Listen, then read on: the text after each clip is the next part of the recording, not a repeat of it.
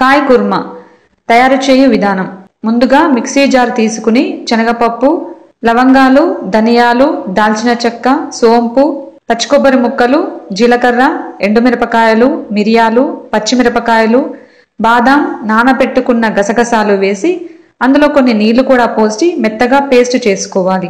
తరువాత స్టవ్ పై ప్యాన్ పెట్టుకుని నూనె వేసి బిర్యానీ ఆకు, కరివేపాకు, ఉల్లిపాయ ముక్కలు, ఉప్పు వేసి చక్కగా కొద్దిగా రంగు వచ్చే వరకు వేయించుకోవాలి. తరువాత కొద్దిగా పసుపు, అల్లం వెల్లుల్లి పేస్ట్, టమాటా ముక్కలు వేసి కొద్దిసేపు వేయించుకోవాలి. తర్వాత ముందుగా గ్రైండ్ చేసుకున్న మసాలా పేస్ట్, కారం వేసి చక్కగా మరొక్కసారి ఉడికించుకోవాలి. ఇప్పుడు క్యారెట్, బీన్స్ వేసి 2-3 నిమిషాల పాటు ఉడికించుకోవాలి.